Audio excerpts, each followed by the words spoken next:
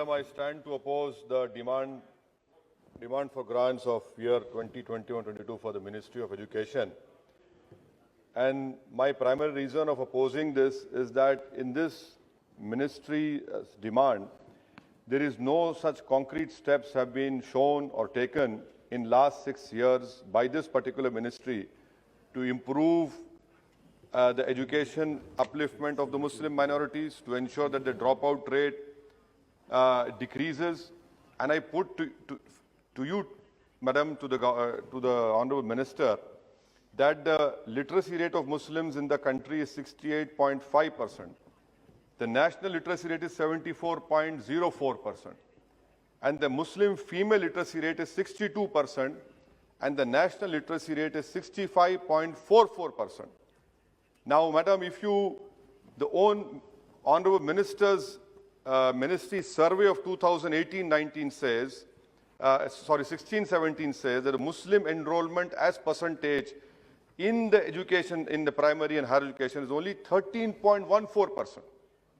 His own survey of 2018-19, All India Survey for Higher Education, shows that there are only 19.5 lakh Muslim students in higher education.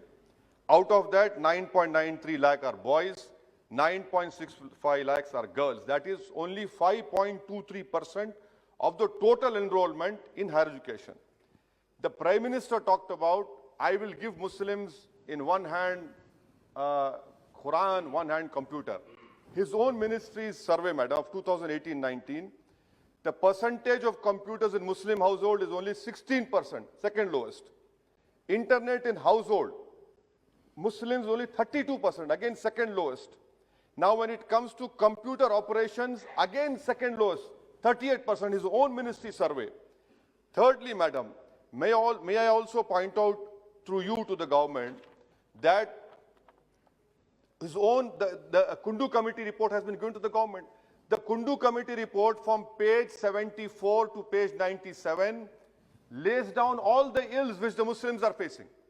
And the reason for the highest dropout rate, they say, is they have listed out 8 factors. Biggest is financial constraint. I had demanded removal of Hajj subsidy. That 600 crores should have been given for Muslim girls' education. No mention. What does the Kundu Committee report say, Madam? At the age of 7 years, there is 100% attendance is observed among all minorities, amongst Hindu OBCs and other upper caste. But for Muslims, it is 90% and 94% for SC and ST. Dropout rate again, Madam. At the dropout rate for Muslims starts at the age of 10 years.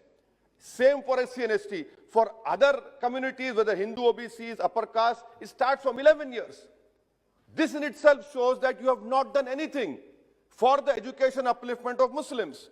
Madam, third point which I want to bring to the government notice through you is that the Aligarh Muslim University campus, the Honorable Member from Kerala has raised it.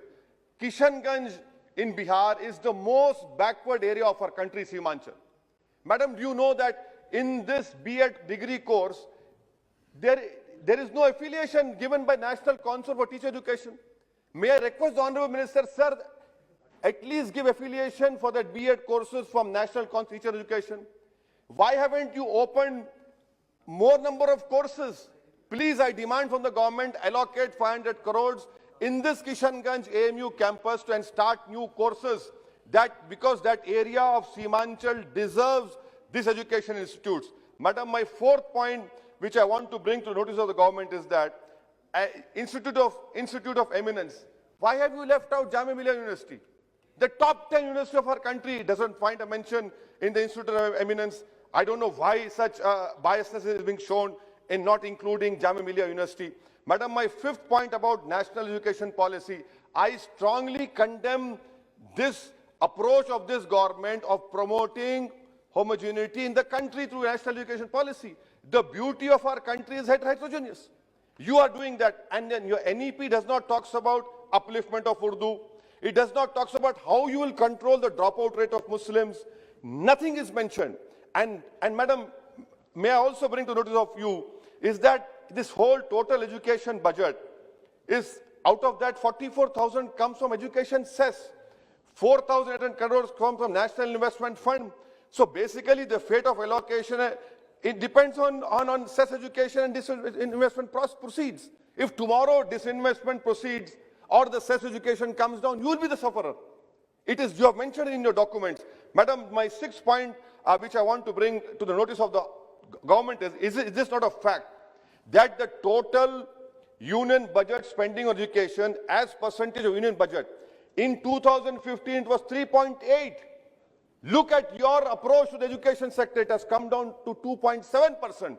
This shows that you're not at all serious, because your data says there is a drop of union budget spending on education as percentage of budget.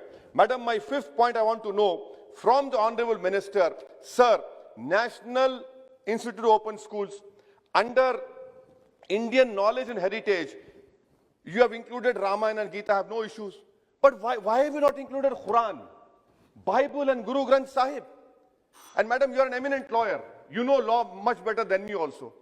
Article 28, madam, by including teaching of Ramayana and Gita in National Institute Open School, is it a violation of Article 28? A complete violation of Article 28. And what has stopped you from including Quran and Bible and Guru Granth Sahib? That is why I say that you do not believe in the diversity of this country. For everything, you want to bring in your Hindu ideology in education. That is why, madam, I stand to oppose. My demand is make scholarship for minorities demand-driven. Make it demand-driven. Every year, madam, 1 crore Muslim boys and girls are being denied scholarship. Why? Because you have fixed a number. You proudly claim this number has been given, but 1 crore are denied. This is the fate of the Muslim education in primary education, higher education. I hope that the government would wake up from this slumber and do something constructive for the education upliftment of Muslim minorities. Thank you, madam.